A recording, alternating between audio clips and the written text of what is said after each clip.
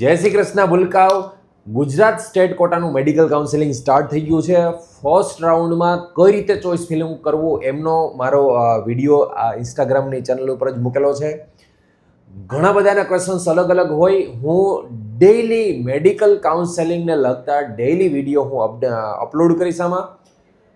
First અત્યારે બધાનો maximum question બધાનો એ આવે છે કે ભાઈ પહેલા રાઉન્ડમાં મળી જાય તો માની લો કે પહેલા રાઉન્ડમાં મળી જાય તો કન્ફર્મ કરાવું કે નહીં. તો હા, ફર્સ્ટ રાઉન્ડમાં જો તમારી ચોઇસની કોલેજ મળી જતી હોય તો એમાં કન્ફર્મ કરાવી જ લેવાનું. તમારે ફીસ પેમેન્ટ કરી જ દેવાનું.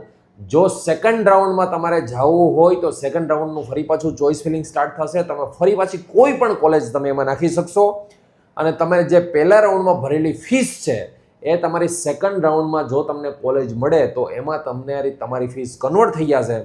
અને હા, પહેલા રાઉન્ડમાં માની લો કે તમને કોઈ પણ કોલેજ મળી ગઈ, સપોઝ તમને પીડીયુ મેડિકલ કોલેજ ગવર્મેન્ટની મળી ગઈ છે અને સેકન્ડ રાઉન્ડમાં તમને જો બીજે મેડિકલ મળે તો ફરજિયાત બીજે મેડિકલમાં તમારે એડમિશન લેવું પડશે અને ફર્સ્ટ રાઉન્ડમાં તમને મળેલી મેડિકલ કોલેજ છે ઓટોમેટિક કેન્સલ થઈ જશે અને તમારી ફીસ પહેલી જે મેડિકલ કોલેજ આમાં ભરેલી છે એ પહેલી મેડિકલ કોલેજમાં તમારી ફીસ ટ્રાન્સફર થઈ જશે. સેલ્ફ ફાઇનાન્સમાં જો કોઈને વધારો ઘટાડો ફીસનો હોય તો એ વધારો ઘટાડો જ ખાલી ભરવાનો થશે, બાકી તમારી ટોટલ ફીસ એમાં ટ્રાન્સફર થઈ જશે. અને આવા ડેઇલી વિડીયો હું મેડિકલ કાઉન્સેલિંગના અપલોડ કરીશ. તમારો કોઈ પણ ક્વેશ્ચન હોય તો મને ઇન્સ્ટાગ્રામના તમે આમાં કોમેન્ટ બોક્સમાં મને આરામથી ક્વેશ્ચન પૂછી શકો છો. હું એને લગતો વિડીયો તમને મૂકતો રહીશ. જય શ્રી કૃષ્ણ.